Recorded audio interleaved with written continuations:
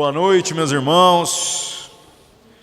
Mais uma vez reunidos para o nosso culto de exposição bíblica. Semana passada fizemos aí o capítulo 13, que a gente tinha dividido em duas partes do livro de Atos. Hoje eu estou ambicionando aqui fazer os 28 versículos do capítulo 14. Eu até queria fazer menos, mas eu achei que são muitas informações aqui que estão interrelacionadas, então no final a gente tem que fazer uma correria para não ficar muito quebrado também, tá? Só relembrando, meus irmãos, nós estamos falando a respeito da primeira viagem missionária de Paulo junto com Barnabé. Lembrando que a viagem começa a partir de uma região chamada Antioquia. Depois eles, ao serem enviados, passam por um outro lugar que também chama Antioquia, mas que não se refere à mesma cidade, e aí eles estão pregando a partir das sinagogas e depois alcançando também os gentios que congregam nas mesmas sinagogas. Cada vez mais a referência que a gente vai encontrando aqui é exatamente a pregação de Paulo e Barnabé indo para o mundo chamado gentio, o mundo de pessoas pagãs que não conhecem a Deus ou que servem outras religiões. De maneira muito particular, hoje no capítulo 14, a gente vai citar um exemplo aqui da primeira vez que há uma pregação do Evangelho para um povo que professa outro tipo de expressão religiosa. A gente vai ver como que o apóstolo Paulo, junto com Barnabé, acaba trabalhando aqui, tá? Então, sem mais enrolação, pedir para o Rafa ler para nós, Atos capítulo 14, pode ler todos os 28 versículos. E aconteceu que em Icônio entraram juntos na sinagoga dos judeus e falaram de tal modo que creu uma grande multidão, não só de judeus, mas também de gregos. Mas os judeus incrédulos incitaram e irritaram contra os irmãos os ânimos dos gentios. Detiveram-se, pois, muito tempo, falando ousadamente acerca do Senhor, o qual dava testemunho à palavra da sua graça, permitindo que por suas mãos se fizessem sinais e prodígios. E dividiu-se a multidão da cidade. Uns eram pelos judeus e outros pelos apóstolos. E havendo um motim, tanto dos judeus como dos gentios, com os seus principais, para os insultarem e apedrejarem, sabendo eles, fugiram para Listra e Derbe, cidades da Licaônia, e para a província circunvizinha. E ali pregavam o evangelho. E estava sentado em Listra certo varão, leso dos pés, coxo desde o seu nascimento, o qual nunca tinha andado. Este ouviu falar Paulo, que fixando nele os olhos e vendo que tinha fé para ser curado, disse em voz alta: levanta-te direito sobre os seus pés. E ele saltou e andou. E as multidões, vendo o que Paulo fizera, levantaram a voz, dizendo em língua licaônica: fizeram-se os deuses semelhantes aos homens e desceram até nós. E chamavam Júpiter a Barnabé e Mercúrio a Paulo, porque este era o que falava. E o sacerdote de Júpiter, cujo templo estava em frente da cidade, trazendo para a entrada da porta touros e grinaldas, queria com a multidão sacrificar-lhes.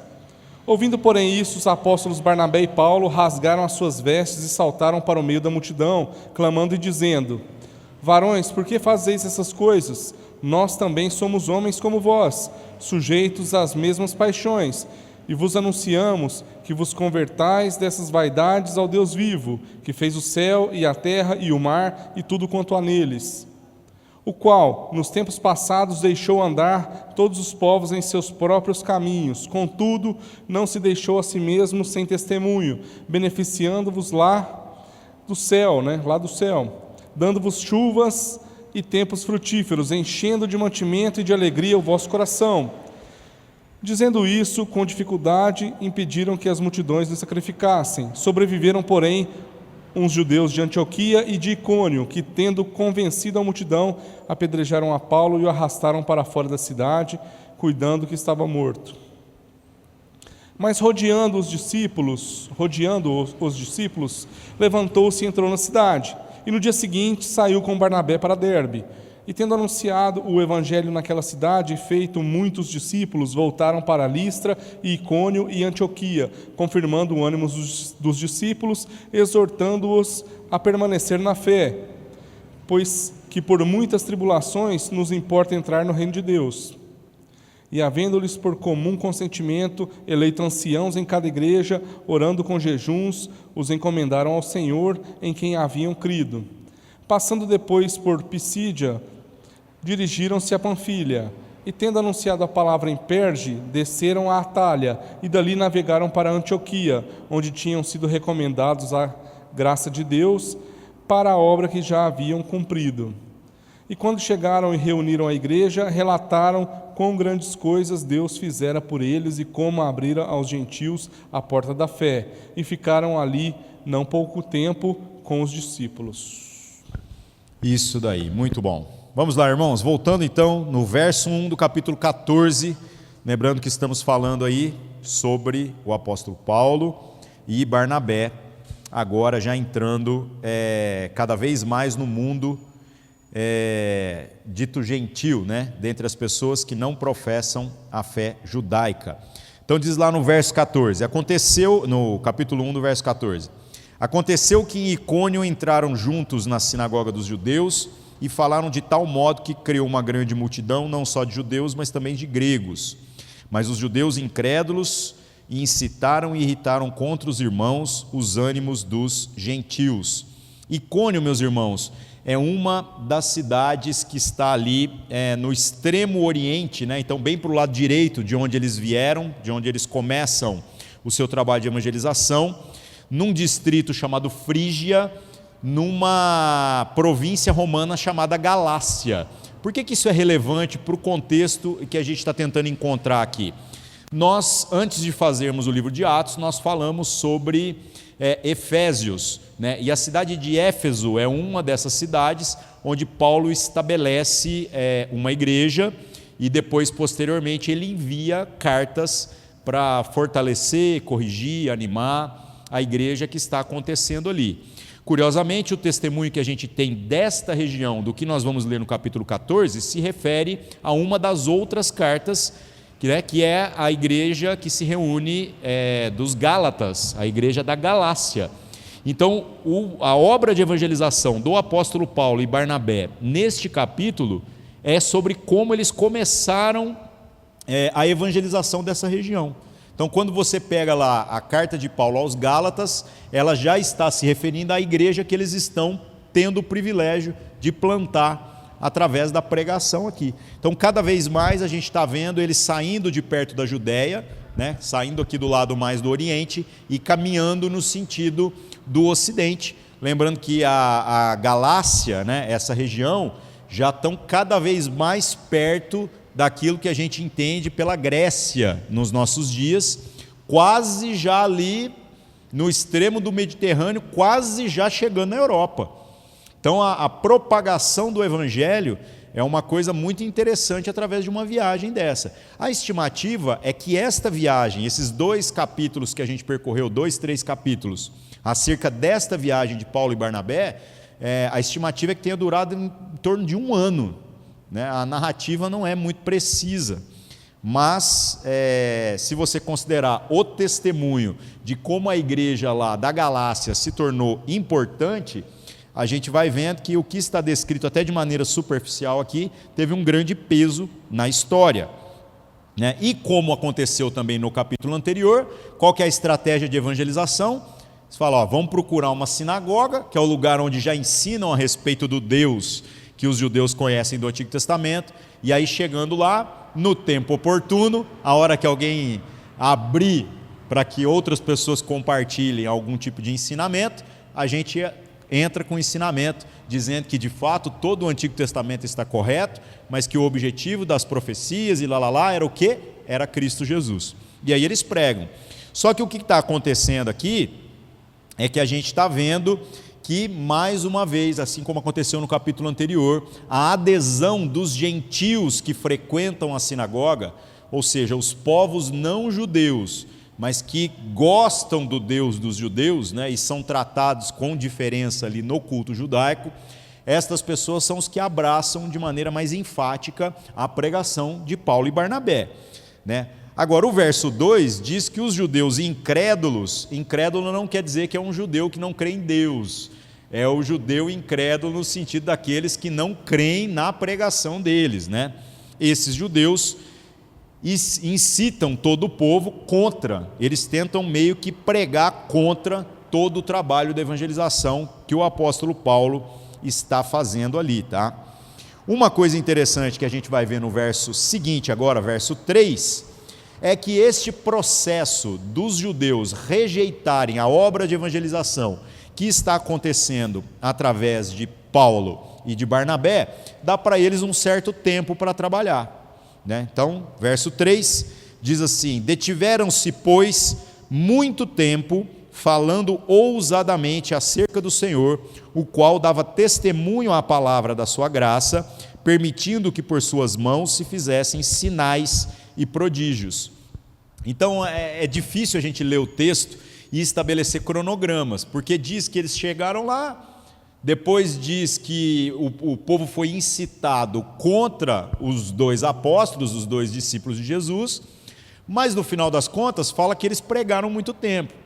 Então essas nuances vão dando para nós uma noção de que, na verdade, essa revolta dos judeus contra a pregação de que Jesus é o Salvador não é algo que aconteceu do dia para a noite, porque se eles ficaram lá muito tempo com certeza se refere a um período de muitos dias, ou às vezes até semanas.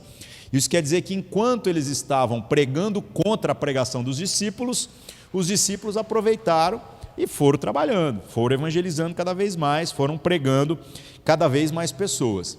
Uma das coisas que o verso 3 também enfatiza de uma maneira especial aqui, é que eles não apenas pregavam o evangelho, mas que pelas mãos de ambos aqui se faziam sinais e prodígios. O grande selo do apostolado de Paulo não é apenas a sua sabedoria e sobre como ele consegue até mesmo convencer os demais apóstolos do seu chamado, mas é a autoridade sobrenatural que ele possui na sua pregação, que é seguida por grandes sinais. Então, meus irmãos, isso não é comum. A primeira geração pós-apostólica não realiza sinais e prodígios da mesma maneira que aqueles homens que andaram com Jesus. Isso acontecia em caráter de exceção, mas na vida do apóstolo Paulo, a gente começa a ver que isso parece que é um negócio muito normal. Por isso que nós dizemos, toda vez que a gente se refere aqui, alguém perguntou isso na semana passada, acho que no final, falou assim: você falou os 12, mas não tinha 12 mais, tinha o Judas que ficou para trás. Falei, então, mas o Paulo está sendo contado agora como se fosse o 12º.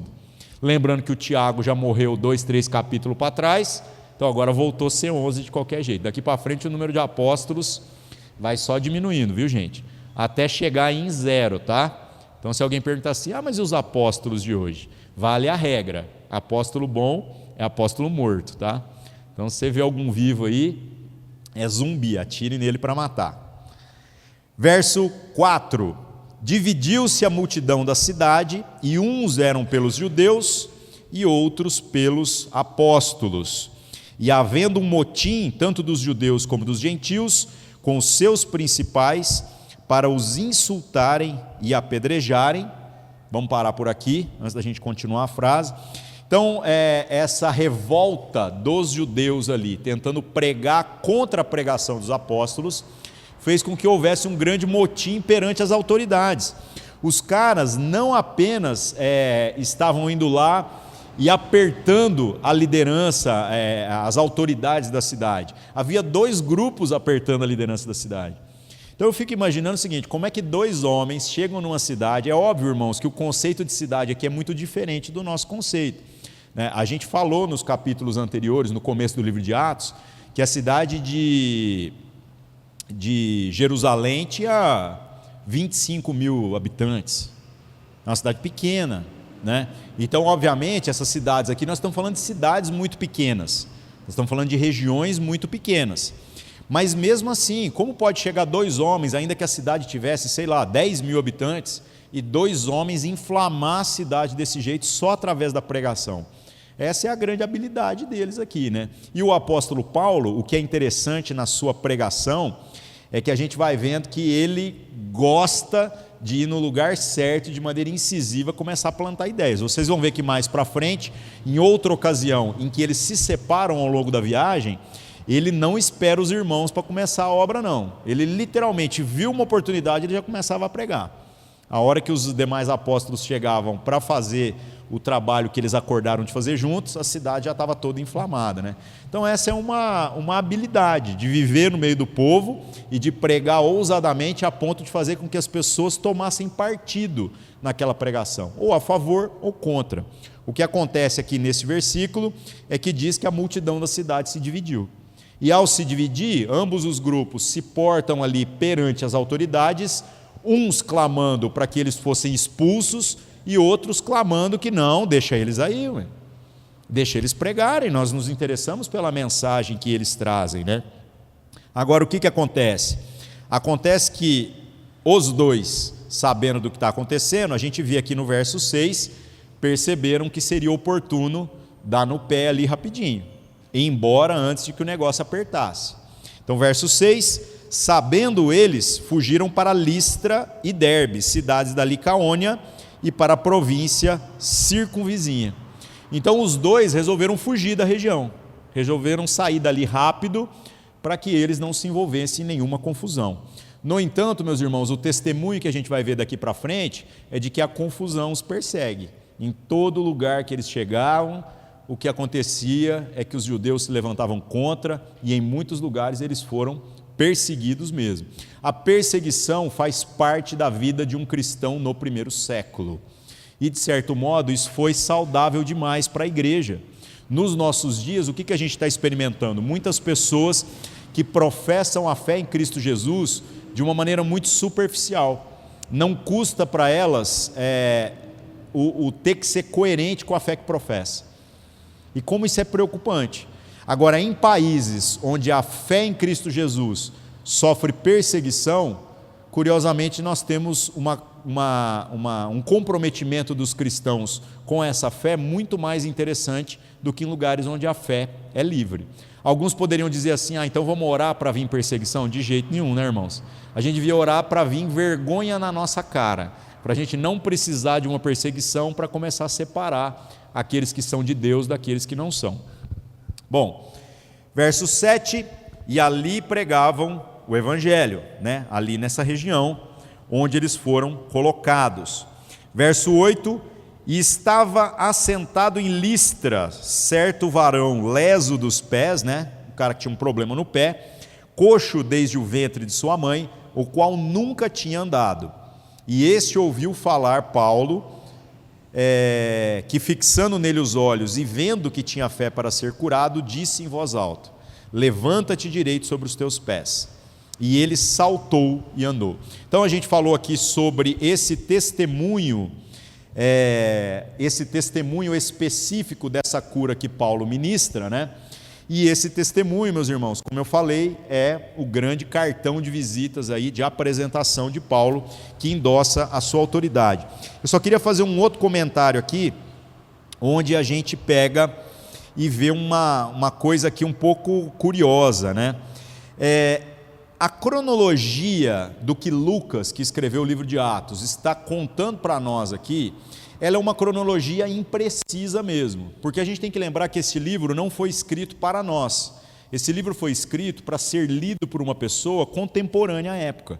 Então ele não está muito preocupado em dizer isso durou uma semana, isso durou 3 meses, ele só está contando uma história. Agora, existem algumas coisas na narrativa aqui, quando ele fala assim, saíram de uma cidade, foram para outra, fugiram de Listra, foram para Licaônia. Aqui, meus irmãos, nós temos umas das referências que são altamente assim, criticáveis no texto que a gente encontra de Lucas no livro de Atos. Em que ponto que a crítica se torna válida? Há algumas inconsistências de citação. E por que isso é interessante? Porque muita gente acaba ficar procurando essas coisas na Bíblia para falar assim, está vendo? A Bíblia está errada. Mas vamos nos lembrar de quantas vezes a gente fez referência a coisas externas, a textos do Flávio Joséfo, ou textos que descrevem a história do Império Romano. Quantas vezes, nos capítulos anteriores de Atos aqui, nós tivemos comprovações históricas de que essa história aqui não é uma história inventada, ela é uma história que está colocada em um cronograma histórico que de fato aconteceu. Agora aqui nós temos uma falha. Qual que é a falha? nós temos que entender que o Lucas não presenciou todos os fatos que ele está descrevendo. Boa parte desses fatos ele está testemunhando a partir de histórias que lhe foram contadas.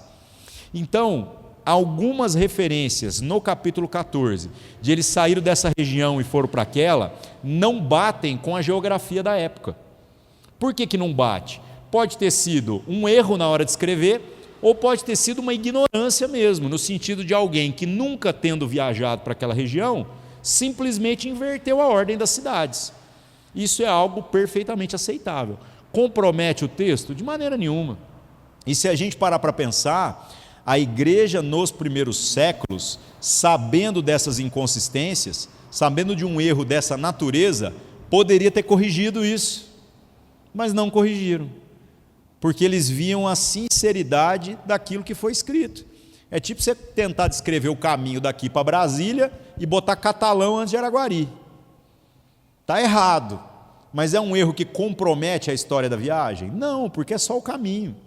O que interessa mesmo é que saiu daqui e chegou lá. Agora, por que cidades que passou, em que ordem, isso é uma mera curiosidade de geografia. Então, há falhas na narrativa de Lucas, principalmente aqui no capítulo 14. Mas, meus irmãos, não podemos atribuir esse tipo de falha, que é uma falha, no meu conceito, legítima, de quem não conhece a região, né, como algo que venha desqualificar o texto bíblico. Há muito mais coisas a favor do que propriamente algo contra, né? Mas eu acho bom aqui colocar que o que tem de gente que fica achando cabelo em ovo e depois fala assim, aí ó, viu? Está errado. Está errado e nós não temos vergonha de falar que está errado, tá, irmãos? Agora, o porquê que ele errou, nós não sabemos. Provavelmente, ele errou porque ele não estava junto.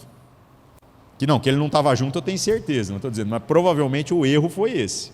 Né? Uma citação equivocada, tá? O que mais, meus irmãos?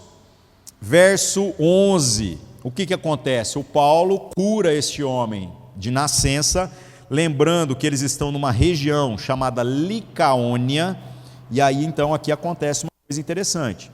As multidões, vendo o que Paulo fizera, levantaram a sua voz, dizendo em língua licaônica: fizeram-se os deuses semelhante aos homens e desceram até nós. Meus irmãos, é comum em todas as regiões dominadas pelo Império Romano que as pessoas fossem bilíngues. Então, o idioma oficial do Império Romano era o grego. O que acontece? Nesta região aqui da Licaônia, as pessoas falavam grego, Paulo era fluente em grego, sem dificuldade nenhuma. No entanto, o próprio texto se refere ao povo falando na língua licaônica. O apóstolo Paulo e Barnabé não falam essa língua. Por isso que a gente vai vendo que esse texto aqui é uma história que foi contada. Então, o Lucas já registrou a tradução do que o povo falou. Mas o entendimento dos comentaristas a respeito desse trecho é de que quando o povo começou a falar, o que eles estão dizendo aqui, fizeram-se os deuses semelhantes aos homens e desceram até nós, os apóstolos não entenderam o que foi dito. Eles foram entendendo à medida em que o negócio foi desenrolando, à medida em que os acontecimentos ali foram então rolando ali, as coisas foram se organizando. E uma outra curiosidade é quantos lugares eles passaram que vão possuindo idiomas diferentes aqui. Então, quem falava grego nessa época era tipo falar inglês no mundo de hoje. Você não vai conseguir conversar com todo mundo, mas vai conseguir conversar com a maioria. Lá na Judéia, se você pegasse, por exemplo, Pedro é um homem que não sabia falar grego. Então, o Pedro, toda vez que se reunia com os irmãos gentios, ele precisava necessariamente de alguém que o traduzisse, alguém que fizesse ali essa intermediação.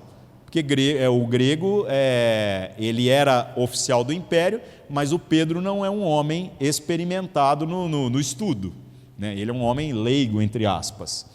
Lá na Judéia, o que a gente vai ter são pessoas que falam o aramaico e pessoas que falam o grego, porque é uma província romana.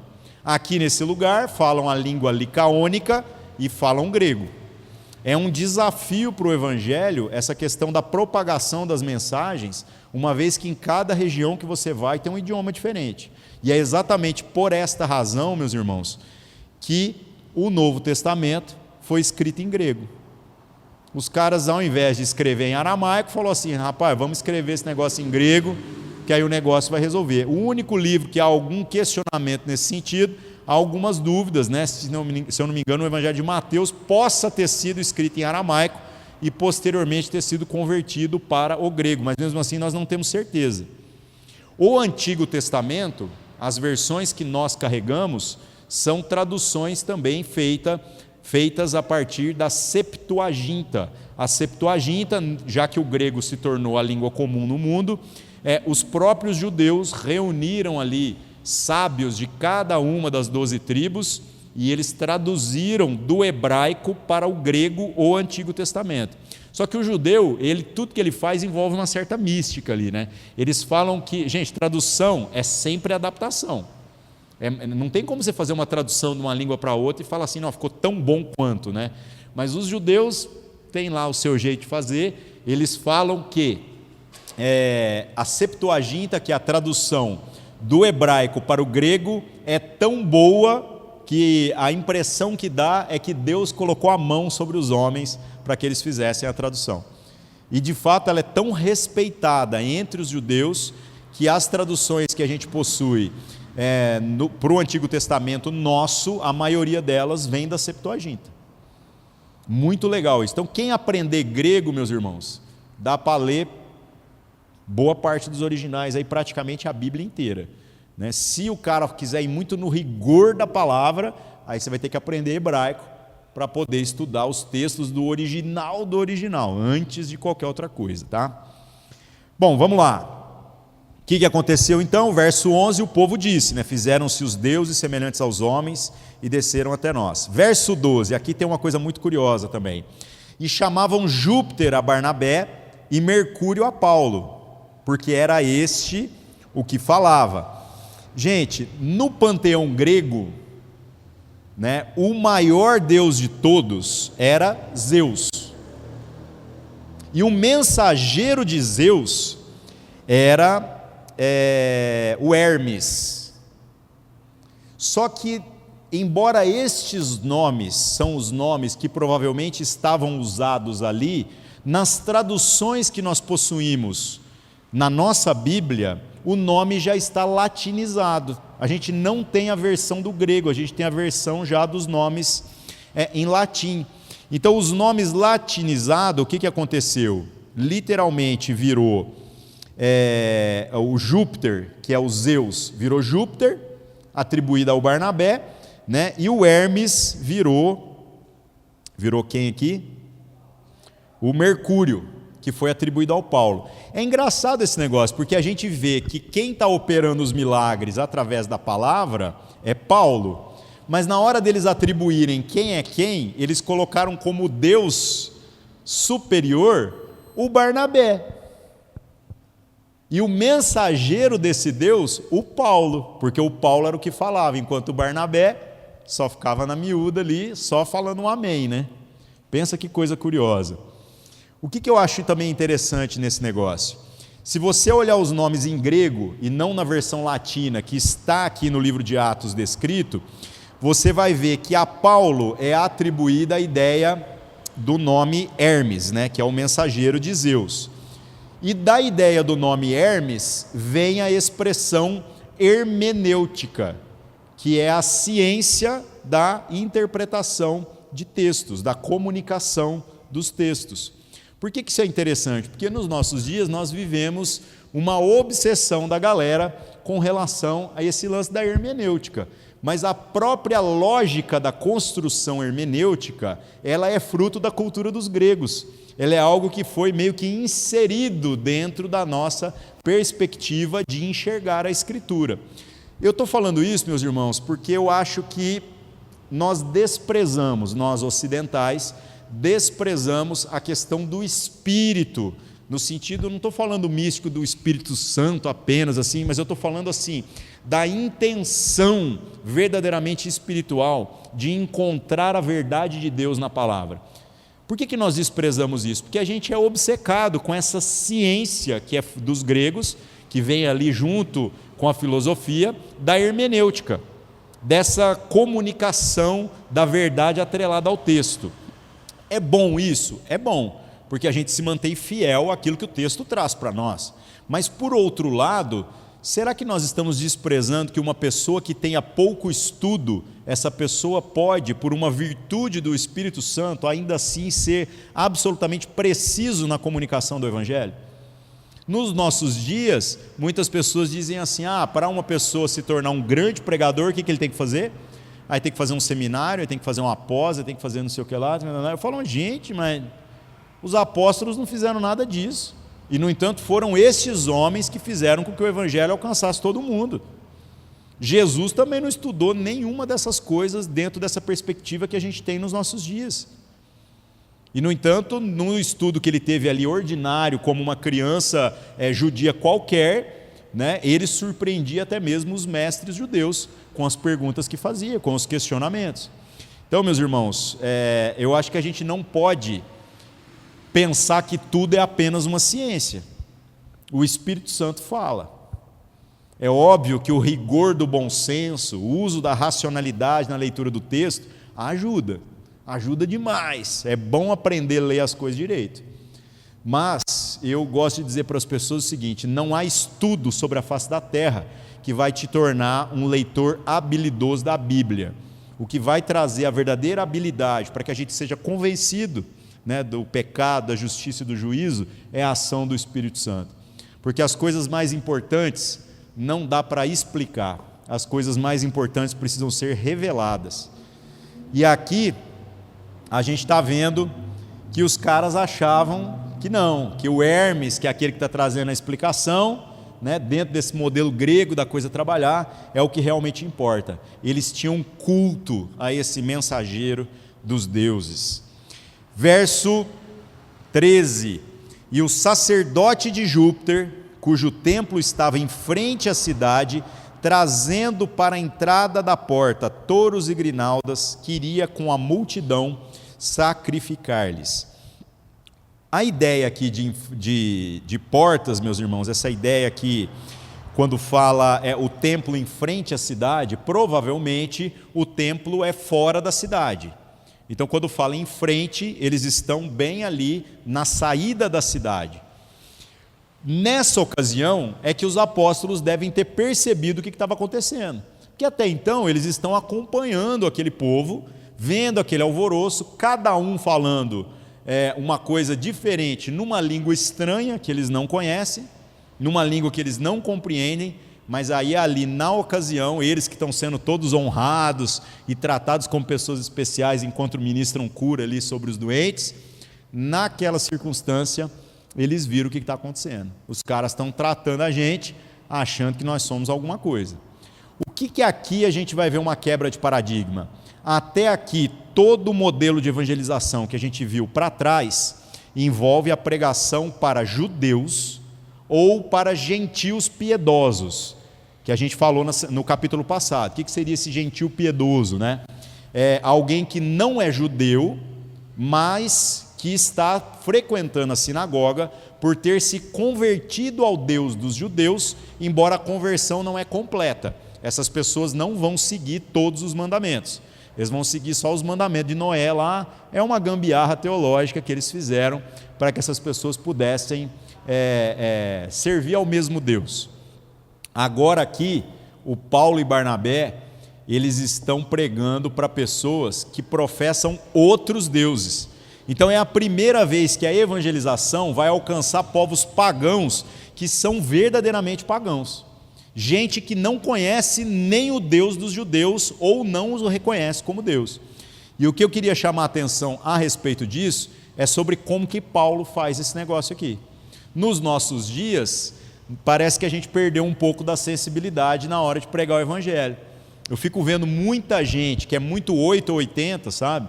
E ele anuncia o evangelho de Cristo Jesus como sendo algo que não comunga com absolutamente nenhuma percepção religiosa dos nossos tempos. No entanto, o apóstolo Paulo aqui tem um pouquinho mais de sensibilidade. Começam as missões da forma que a gente está acostumado, né? Ou que pelo menos deveria estar. Verso 14. Ouvindo, porém, isto, os apóstolos Barnabé e Paulo rasgaram as suas vestes e saltaram para o meio da multidão, clamando e dizendo: varões, por que fazeis essas coisas? Nós também somos homens como vós, sujeitos às mesmas paixões, e vos anunciamos que convertais dessas vaidades ao Deus vivo que fez o céu e a terra e o mar e tudo o que neles há.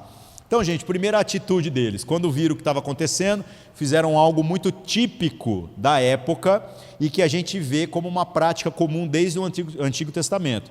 Toda vez que era uma situação de profunda indignação, de tristeza, de luto, era comum que as pessoas rasgassem as suas roupas. Isso era um símbolo de eu estou indignado com o que está acontecendo nesse momento.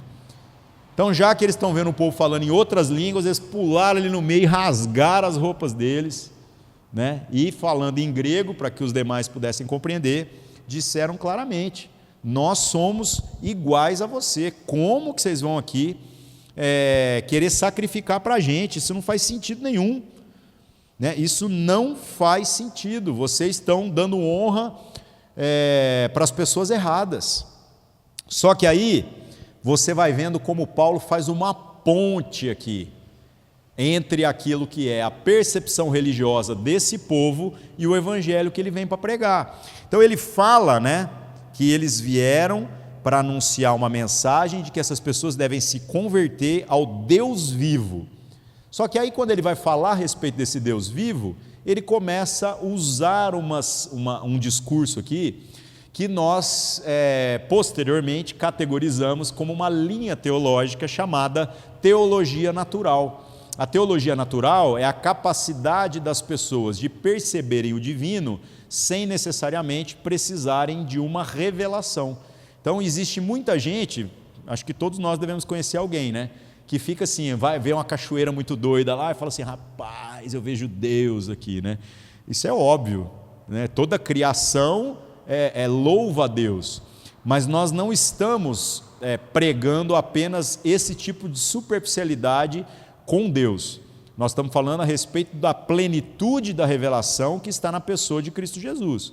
Mas o Paulo aqui, sabendo que há um abismo entre a percepção de deuses que esse povo tem e o evangelho que eles estão pregando, o que ele faz? Ele apela para a teologia natural, né, que ainda não está categorizada com esse rótulo, mas ele cita elementos que são perceptíveis na cultura desse povo para poder falar a respeito de Deus. Então ele fala: é o Deus vivo que fez o céu, a terra, o mar e tudo o que há neles. E aí ele continua no verso 16 e 17: o qual nos tempos passados deixou andar todas as gentes nos seus próprios caminhos. Então olha que legal, ao invés dele esculachar a fé dos caras, de falar assim: não, vocês estão fazendo tudo errado, essa religião de vocês aí é tudo mentira. Ele fala assim: não, o Deus que fez todas as coisas, no passado permitiu que cada um andasse segundo a sua percepção. Então vocês só estão aí servindo e adorando esses deuses todos aí, porque o verdadeiro Deus permitiu que vocês andassem segundo a vontade de vocês. Verso 17: contudo, não se deixou a si mesmo sem testemunho, beneficiando-vos lá do céu, dando-vos chuvas e tempos frutíferos, e enchendo de mantimento e de alegria os vossos corações. Gente, olha a pregação do Paulo. Ele está literalmente dizendo: embora Deus tenha deixado vocês se relacionarem com o religioso do jeito que vocês querem, no entanto, a bondade de Deus não foi recolhida de sobre a vida de vocês. Ele continuou mandando chuva e alegria e mantimento. Ou seja, embora vocês fizeram tudo errado, é isso que ele está dizendo, a bondade de Deus continuou se estendendo sobre a vida de vocês. Gente, que sensibilidade de pregação, né? Que sensibilidade, faz a ponte, ao invés de vir esculachar a fé dos caras, né? Verso 18: e dizendo isto, com dificuldade impediram que as multidões lhe sacrificassem. Então o discurso de Paulo se mostrou ali bem enfático e ao mesmo tempo bem persuasivo. Ele conseguiu que o povo ouvisse, né, prestasse um mínimo de atenção a respeito do que estava acontecendo. Só que aí no verso 19, a perseguição que está vindo desde lá de onde eles estavam antes, chega até a região onde eles estão agora. Verso 19: sobrevieram, porém, uns judeus de Antioquia, Antioquia não a primeira Antioquia da Síria, que é de onde eles saíram, a segunda Antioquia, que é o lugar por onde eles passaram, e de Icônio, que tendo convencido a multidão, apedrejaram a Paulo e o arrastaram para fora da cidade, cuidando que ele estava morto. Meus irmãos, esse apedrejamento típico aqui da época, ele não é brincadeira não, viu? O apedrejar é apedrejar até a morte, é até a pessoa literalmente apagar, e aí quando eles jogam fora, eles estão jogando um corpo.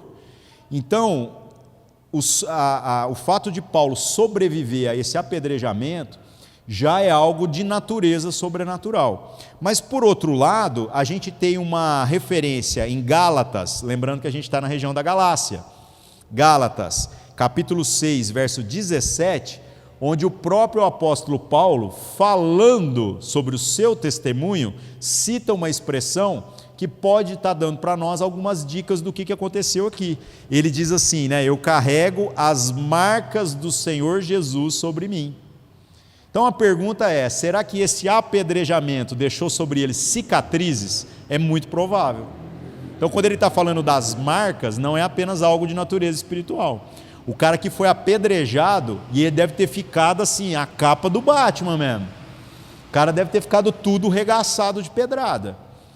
E jogaram ele fora como se estivesse morto, mas o que aconteceu? Verso 20, rodeando os discípulos, levantou-se e entrou na cidade, e no dia seguinte saiu com Barnabé para Derbe.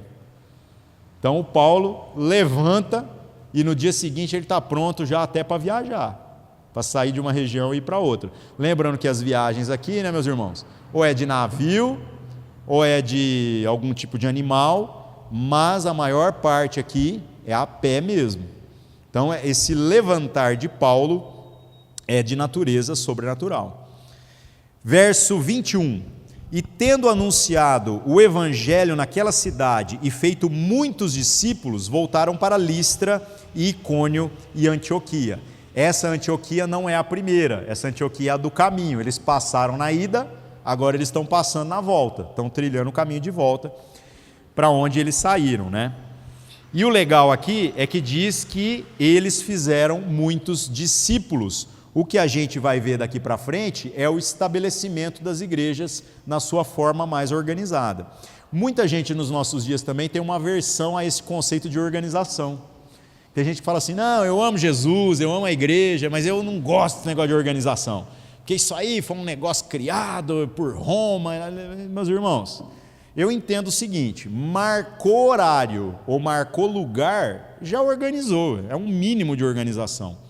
Então se por um lado o Paulo e o Barnabé saíram pregando igual uns doidos, na volta, o fruto daquilo que foi pregado e que foi sendo repartido dali para frente, você vai vendo que eles vão organizando, eles vão pegando os irmãos e falam assim, reúnam-se agora, reúnam-se.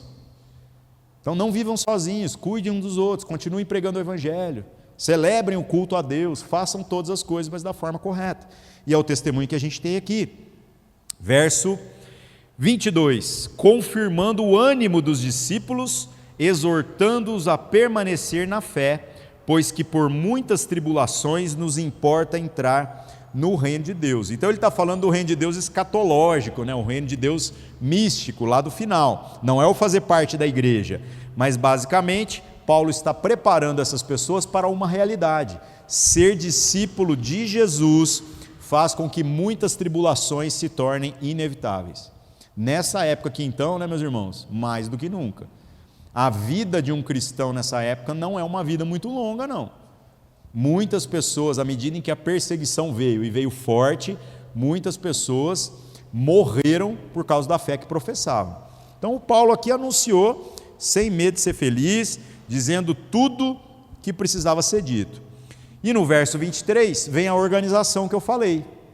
Um estabelecimento de um modelo que é uma réplica daquilo que já há na igreja da Judéia, ou seja, isso não é invenção de Paulo, isso não é invenção de Barnabé, isso já é algo que a gente não sabe exatamente onde a gente sabe, a gente não sabe é o porquê e o quando, em que circunstâncias foi estabelecido, mas é o padrão da igreja primitiva desde o seu começo ali, né? Ao estabelecimento do quê? Dos presbíteros. No capítulo 6 de Atos, nós falamos sobre o estabelecimento dos diáconos, que eram aqueles que foram levantados para a administração do recurso em função dos necessitados, para que os apóstolos não tivessem que parar de pregar o evangelho e orar para ficar cuidando de mesa. O estabelecimento dos presbíteros é que a gente não sabe exatamente as circunstâncias em que isso começou, mas aqui a gente está vendo um exemplo prático de que quando uma igreja se organiza, a primeira coisa que eles fizeram é levantar uma liderança natural. É um homem, não presbíteros, é um conselho. São pessoas que vão responder em favor daquela igreja. Lembrando que a palavra presbítero, na minha Bíblia aqui no verso 23, está escrito anciãos. Só que não é ancião necessariamente, né? A palavra que pode ser usada é o presbítero, no grego é presbítero, né? Que significa experimentado. Não é uma pessoa velha somente, é uma pessoa que possui experiência com a fé que professa. Se vocês pararem para pensar, fica parecendo que eles foram num dia e voltaram no outro. Como que eles já sabem quem que é o experimentado na fé, se há um capítulo atrás eles estavam indo e agora no outro capítulo eles já estão voltando? Por isso que a gente vai tendo uma ideia da cronologia. Entre essa ida e essa volta podem ter passado meses. Então foi o tempo para que muitas pessoas ali pudessem ser experimentadas na sua fé. Então diz, né?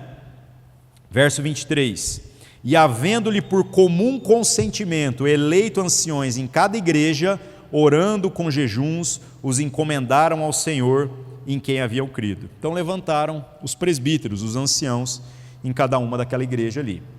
Verso 24: passando depois por Psídia, dirigiram-se a Panfilha, e tendo anunciado a palavra em Perge, desceram até Atália. E dali navegaram para Antioquia. Essa é a Antioquia onde a viagem começou. Então agora eles retornaram da viagem, de onde tinham sido encomendados a graça de Deus para a obra que já haviam cumprido. E quando chegaram, verso 27, e reuniram a igreja, relataram quão grandes coisas Deus fizera por eles e como abrira aos gentios a porta da fé. O que a gente vê aqui nesse testemunho de maneira específica em Antioquia da Síria, que é o lugar onde eles estão? Aqui a gente vê que não há um esforço por parte de Paulo e Barnabé de passar nenhum tipo de relatório para a igreja na Judéia, para a igreja de Jerusalém.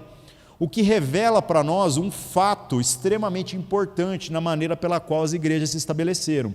O propósito das igrejas serem plantadas e irem amadurecendo na caminhada é que cada núcleo da igreja se tornasse independente, no modelo de ser uma igreja que planta outras igrejas e ela se torna responsável por aquilo. Nunca houve uma intenção na igreja primitiva de trabalhar algum tipo de centralização, igual acabou acontecendo posteriormente quando a igreja ganha uma frente em Roma, né? Obviamente eu já estou falando não apenas na geração apostólica, eu já estou falando depois dos pais da igreja, quase 300, 400 anos depois. Os caras começam a brigar, no final das contas os bispos lá de Roma, né, que seriam os pastores de pastores, eles reivindicam a primazia. Eles falam assim: não, nós precisamos unificar a fé, nós precisamos uniformizar. E aí, para a gente fazer isso, a melhor coisa é que todos vocês obedeçam tudo aquilo que vem de cima para baixo. Aí você fala assim: mas não tinha que começar lá na Judéia? Só que a Judéia está sofrendo forte perseguição. Qual deveria ser o segundo núcleo? O segundo núcleo deveria ser Antioquia, deveria ser nas regiões ali onde hoje se encontra a Turquia. O evangelho ali foi muito forte, muito antes de chegar em Roma. No entanto, Roma, pelo fato dos imperadores se converterem, reivindica essa posição. A gente vê claramente que esse nunca foi o posicionamento da igreja primitiva. Então, Antioquia, essa Antioquia na Síria, que é na região da Síria, ela já é uma igreja independente. Aí você fala assim, mas os costumes já não vão ser diferentes em algumas coisas daquilo que tem na Judéia? Sim, e não tem problema nenhum. Porque nós lemos nos capítulos anteriores sobre como que vinha um dos apóstolos para cá, ou ia os irmãos daqui para lá, e no geral não havia grandes questões. O mais legal que a gente vai ver na semana que vem, no capítulo 15, é exatamente essa discussão. A igreja dos gentios começou a ficar tão forte, tão expressiva, tão numerosa, que no capítulo 15 a gente tem o que a gente chama o primeiro concílio da igreja. Eles reúnem então os líderes de todas essas igrejas para que possam discutir o que é realmente fundamental, que tem que ser mantido na igreja dos judeus e na igreja dos pagãos, para que a gente tenha a mesma fé. O resto, eles fizeram questão de não legislar. Por quê? Porque não é importante. Não é importante, gente. O resto é cosmética. E hoje nós estamos numa época onde a galera está discutindo liturgia. Tem uma galera que fica na internet assim, essas igrejas da parede preta, que pinta a parede preta. Gente, nós nos anos 80 excomungamos gente das igrejas por causa de bateria.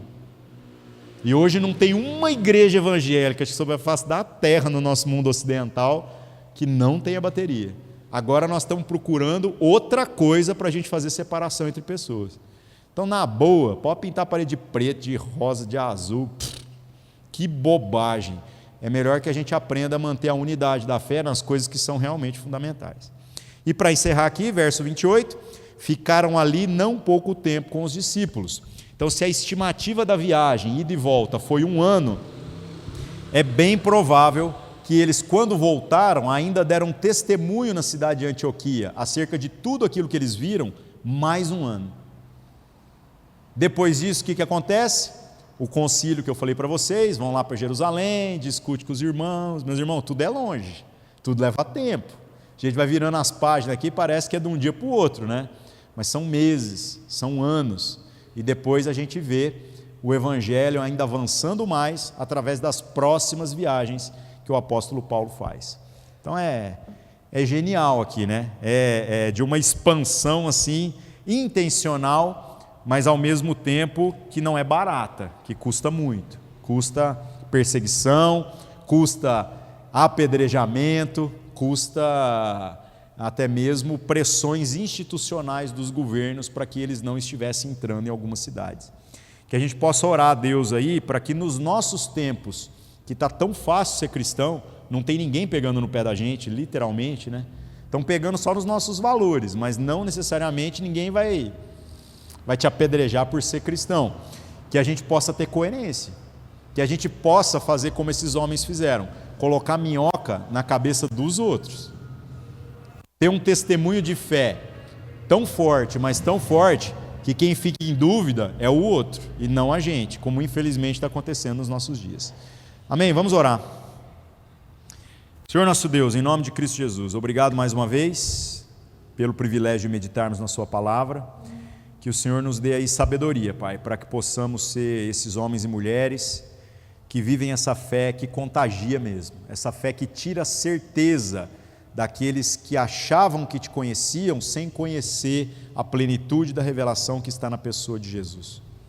Que o nosso testemunho, Senhor Deus, não seja persuasivo apenas na beleza das palavras, nas construções, mas assim como foi poderoso em sinais, em coerência, na vida desses 2 homens, de Paulo e de Barnabé, que nós possamos também viver da mesma forma nos nossos dias, crendo que o Senhor não apenas operou todas essas coisas, mas ainda opera através da sua igreja.